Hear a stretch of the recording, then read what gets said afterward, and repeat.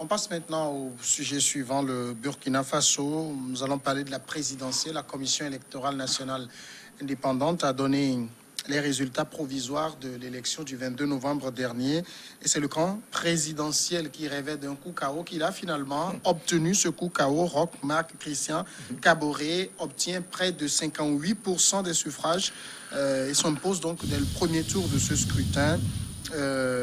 Derrière lui, il y a le candidat du CDP, Edi Komboigo, qui recueille un tout petit peu plus de 15%, suivi du chef de file de l'opposition, Zéphirin Diabré, qui obtient 12% des voix. On va en parler tout de suite et nous accueillons sur le plateau Marc Aboflan, directeur de publication de Faits et Chiffres. Bonsoir Marc. Bonsoir Samuel, bonsoir à tous les autres téléspectateurs. Alors voilà, réaction d'abord sur cette élection au Burkina Faso, surpris de ce coup KO de Roch Kaboré? Non, pas du tout, c'était prévisible. Vous savez, dans nos pays, dans nos contextes, c'est difficile d'organiser des élections pour les perdre. C'est très très difficile, surtout quand on est dans des pays d'Afrique francophone.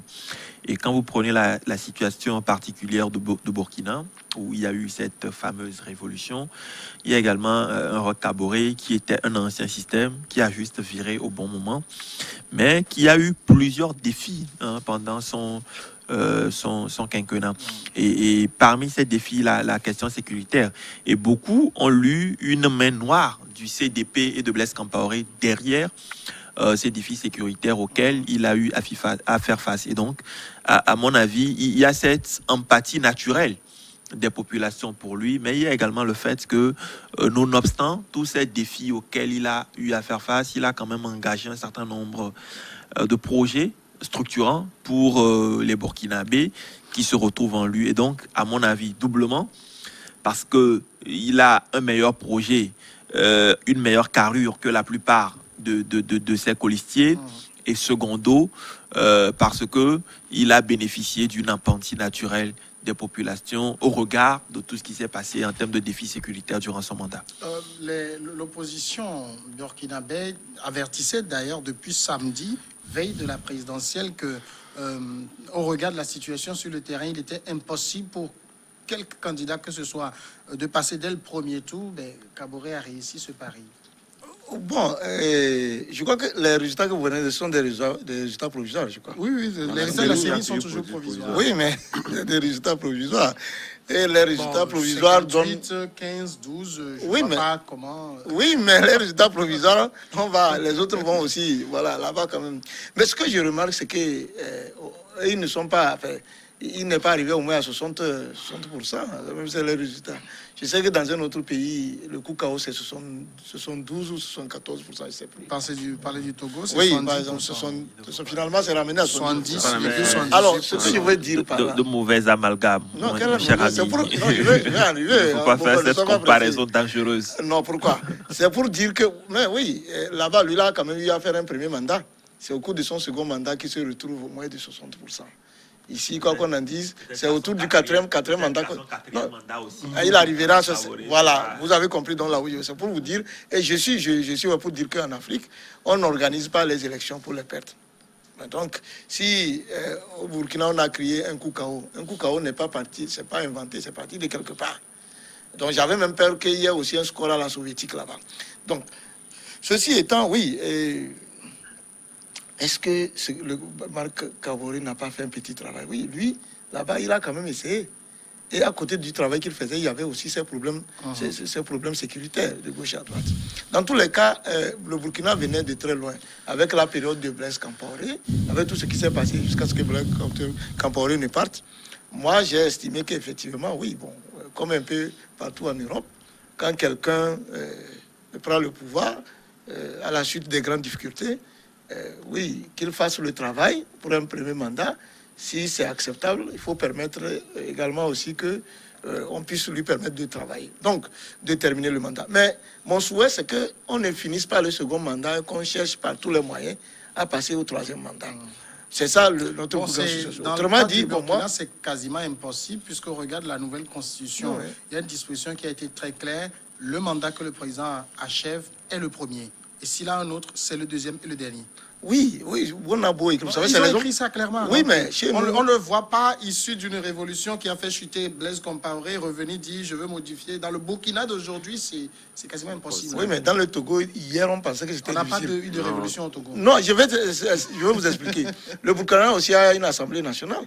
Oui. Alors, donc, chez nous, c'est à partir de l'Assemblée Qui a nationale. été brûlé quand il y a eu tentative de modifier la Oui, c'est Constitution. pour vous dire que je vous C'est j'ose deux croire. peuples différents. Parce que tout ce que nous avons vu dans les autres États jusqu'à présent, tout récemment en Guinée, en Côte d'Ivoire, tout ce qui s'est passé, avec la parole de choses pour revenir là-dessus, moi je reste circonspect. En tout cas, j'attends de voir. J'espère que le Burkina véritablement Kaboré après son second mandat. Et je souhaite véritablement que si même il doit avoir aussi des contestations, oui c'est démocratique, mais qu'ils s'entendent véritablement pour aller de l'avant et voir le score. Mandat. En tout cas, Ariel, c'est 57,87% dès le premier tour. Ça montre une véritable confiance que les Burkinabés ont en Roch Kaboré.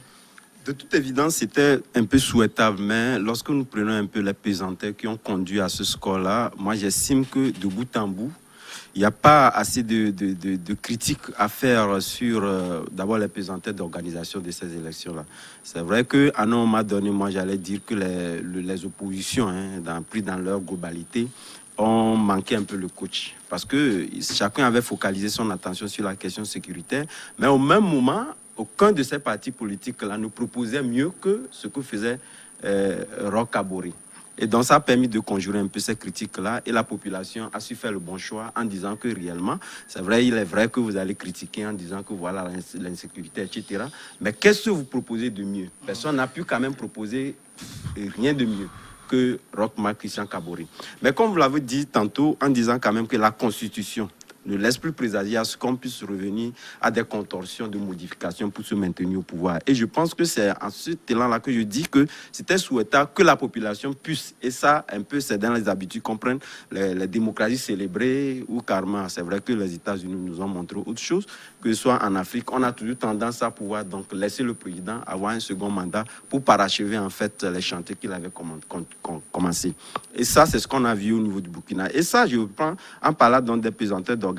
Vous avez vu, lorsque les critiques ont commencé par peser sur l'instance organisative donc des élections, il y a eu un arrêt. Ça voudrait dire qu'il y avait donc une certaine fiabilité qu'on devait donc concéder à cette organisation-là, parce qu'il y a eu un arrêt pour réellement voir est-ce que les critiques émanant donc des oppositions étaient donc fondées. Et partant de là, il n'y avait rien qu'on proposait. Les gens avaient su réellement qu'il avait pris une longueur d'avance et pour des raisons évidentes. Et ça, lorsque on critique, et c'est ce qu'on constate naturellement aujourd'hui, je pense que on a commencé bien au niveau du Burkina, mais pour finir, on a constaté que ce sont des oppositions qui étaient carrément dans la même logique qu'on a connue dans tous les pays en Afrique, surtout en Afrique francophone. Et ça, je pensais, c'est des mauvais perdants. Et moi, je pensais que, étant donné qu'ils sont donc entendus sur un certain nombre de dispositions à respecter, ils l'ont respecté à un moment donné. Ils devaient donc continuer dans cet élan en faisant en sorte de montrer autre chose qu'on a connu malheureusement. On se retrouve dans la même cohorte. Alors, il y a une leçon qu'il faut aussi tirer de ces résultats qui sont sortis, c'est que le parti de l'ancien président passe en deuxième position. C'est-à-dire, ce parti qu'on avait cru être vomi à une époque et tout, mais il est bien présent dans le cœur des Burkinabés. Bien présent, pas seulement dans le cœur, mais dans la vie, dans le quotidien burkinabé. Parce que le CDP fait partie. Oui, oui. Eux tous quasiment, la plupart des candidats sont issus du CDP. Zéphirin faisait partie du CDP. Oui. Même s'il faut octroyer un poste de conseil ou quelque chose à Blaise pour qu'il puisse aider à la résolution de ces crises à répétition, les Burkinabés sont favorables à cela. Les Burkinabés sont favorables pas à un retour au pouvoir de Blaise Compaoré, mais à une présence de Blaise Compaoré dans le paysage, à un appui constant de Blaise aux dirigeants d'aujourd'hui pour éviter les différents problèmes sécuritaires qu'ils ont. Et donc, à mon avis, c'est un message, cette deuxième place-là qu'on accorde au CDP, c'est un message qui est lancé à Blaise Compaoré dans sa relation avec le CDP, dans sa relation avec les principaux dirigeants du CDP. Parce qu'on l'a vu, durant son mandat, il y a eu une volonté de Roch qui est issue un peu des révolutionnaires de se détacher, de faire dos à l'ancien régime. Et donc cette élection, à mon avis, avec ces résultats-là, viennent lui rappeler qu'il faudra, quoi qu'on dise, tisser le nouveau Burkina sur la corde de l'ancien. Et je pense que c'est la principale leçon qu'on devrait retenir de cette deuxième place au CDP. Alors, autre leçon, le chef de file de l'opposition passe 3e, donc derrière le CDP 12-46, alors qu'il y a 5 ans, Zéphirin Diabré était 2e avec, si je ne m'abuse, un peu plus de 23% des voix. Un recul, comment ça s'explique? Oui, vous savez, c'est vrai que mon frère a parlé tout à l'heure de l'analphabétisme. C'est une réalité dans nos pays africains. Mais je peux vous assurer que avec le temps, même quand les gens n'ont pas été à l'école, ils suivent. Et progressivement, pour la minorité qui a été quand même à l'école, les élèves aujourd'hui, les gens sont quand même en train de vouloir maintenant regarder ce que les uns et les autres proposent en termes de programmes de projets de société. Et en ce qui concerne le Burkina, naturellement, que j'ai dit, ils sont sortis des grandes difficultés. Lorsque en face, vous ne venez pas avec des propositions qui puissent séduire, c'est normal que après le tumulte, parce que le parti de Blaise Compaoré, c'est plus de 30 ans, c'est pas 30, c'est plus de 30 ans. C'est plus de 30 ans. Oui, mais il était avant tout avec Sankara, c'est-à-dire que c'est plus de 30 ans. C'est tous ces gens-là, ceux qui sont restés fidèles finalement à Blaise, qui sont restés. Et donc, il a su bien expliquer. Ces gens-là, à un moment donné, après le tumulte du départ de Blaise, se sont reconstitués. Et c'est différent d'un nouveau parti, ceux-là qui viennent, qui se sont reconstitués. C'est normal qu'on vote à l'aveuglette et que les autres.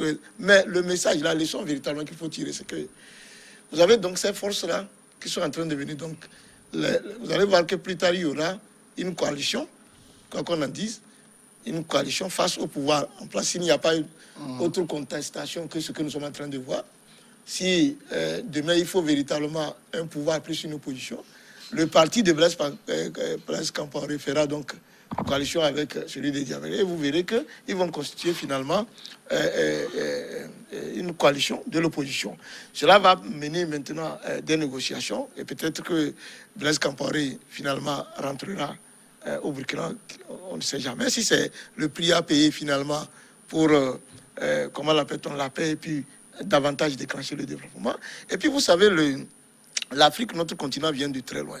Je crois qu'après les grandes querelles de ces 30 années, les nouveaux hommes qui arrivent sont mus par le développement de leur pays. Ce qui va amener beaucoup de partis politiques à négocier cette fois-ci. Vous savez, les grandes négociations que vous n'avez jamais vues, vous verrez que dans les pays africains, parce que les gens sortent des désillusions, où on pense que quand on a des positions tranchées, on peut avoir la communauté internationale avec soi. Quand on se dit non, ben ça on n'en veut pas, on veut que ce soit, la CEDEAO peut être de votre côté aujourd'hui. Tout le monde sort de cette illusion. Et donc quand vous êtes un parti politique, vous voyez clairement, maintenant vous avez les nuages qui ont disparu, que vous voyez clair, vous vous rendez compte qu'en politique, même on peut négocier avec son pire ennemi, pourvu qu'on arrive à renverser la tendance. Donc ça va arriver. Et c'est ce qui est en train de se dessiner. Voilà. Alors, ce qui se passe au regard des résultats, Roch, même s'il obtient son coup KO, ne doit pas se croire en terrain conquis, il doit s'ouvrir aux autres. Mais naturellement, c'est vrai, je le disais lors de mon dernier passage ici, en disant qu'il est très, très difficile de poser un raisonnement scientifique de la vie politique au Burkina Faso. Parce que nous avions eu un changement de cap, et là, l'environnement commençait donc par se redessiner. Et c'est vrai que si Marc et Christian Kaboré avaient gagné les élections dernières, ce n'était pas donc acquis d'avance. Et ça, aujourd'hui, on commence déjà par avoir une lecture assez scientifique de ce que serait la vie politique au niveau du Burkina Faso. Et comme vous l'avez dit, même si on prend aujourd'hui au niveau du score, c'est vrai qu'aujourd'hui, on peut réellement orienter le débat sur le fait que l'opposition ne s'était pas entendue donc, pour poster un candidat unique. Mais ce qui était aussi, devait être une erreur, parce qu'il appartient à ces partis politiques-là de pouvoir aussi peser, de pouvoir donc réellement jauger leur poids politique sur l'échiquier national. C'est ce qu'ils ont fait aujourd'hui. Désormais, on sait réellement à quoi s'en tenir en ce qui concerne donc le poids de chaque parti politique. Et on constate directement qu'aujourd'hui, au regard de l'environnement politique, il faudrait quand même... Et puis, je pense que le parti de Blaise Compaoré a su réellement trouver les mots justes pour réellement expliquer le changement nouveau qu'il y avait au niveau du Burkina Faso. Et désormais, c'est un parti politique qui devient donc la deuxième force politique du pays.